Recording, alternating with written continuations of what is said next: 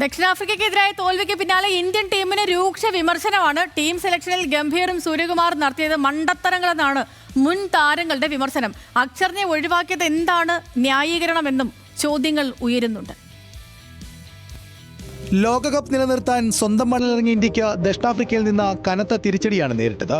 മത്സരത്തിന്റെ സർവ്വമേഖലയിലും മാർക്രമവും സംഘവും ആധിപത്യം പുലർത്തിയപ്പോൾ ഇന്ത്യ തകർന്നഴിഞ്ഞു.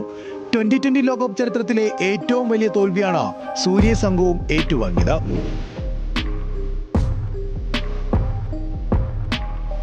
വാഷിംഗ്ടൺ സുന്ദറിനെ നിലനിർത്തി അക്ഷർ പട്ടേലിനെ ആദ്യ ഇലവനിൽ നിന്ന് പുറത്താക്കിയതാണ് ആരാധകരെയും മുൻ താരങ്ങളെയും ഞെട്ടിച്ചത്.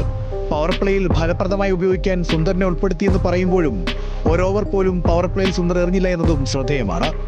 അക്ഷർ പട്ടേലിനെ ഒഴിവാക്കിയതും റിങ്കു സിംഗിനെ എട്ടാമതിറക്കിയതുമാണ് ഇന്ത്യയെ തോൽവിയിലേക്ക് നയിച്ച രണ്ട് കാരണങ്ങളെന്ന് മുൻ ഇന്ത്യൻ താരം ആർ അശ്വിൻ കുറ്റപ്പെടുത്തി.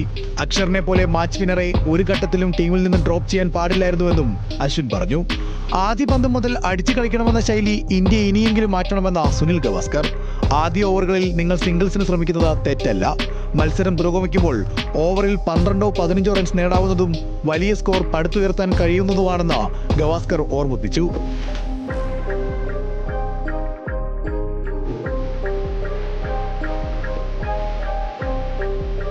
തിലക് വർമ്മയെ ബാറ്റിംഗ് ഓർഡറിൽ താഴേക്ക് കൊണ്ടുവരണമെന്നും വരുണിന് പകരം കുൽദീപിന് അവസരം കൊടുക്കണമെന്നും സഞ്ജയ് മഞ്ജരേക്കർ അഭിപ്രായപ്പെട്ടു.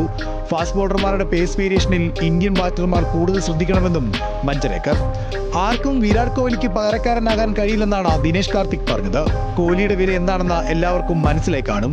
കോഹ്ലി ഉണ്ടായിരുന്നെങ്കിൽ ഇന്ത്യ വിജയിക്കുമായിരുന്നുവെന്നും DK പറഞ്ഞു. സഞ്ജുവിനെ ടീമിലേക്ക് മടക്കിക്കൊണ്ടുവരണമെന്ന് ഒരുപറ്റം ആരാധകരും ആവശ്യപ്പെടുന്നു. ടോപ്പ് ഓർഡറിൽ 3 ഇടംകൈ ബാറ്റർമാരിറങ്ങുന്ന സാഹചര്യം സഞ്ജുവിനെ കൊണ്ടുവന്നാൽ ഒഴിവാക്കാമെന്നാണ് ആരാധകരുടെ അഭിപ്രായം. Sports desk, news Malayalam.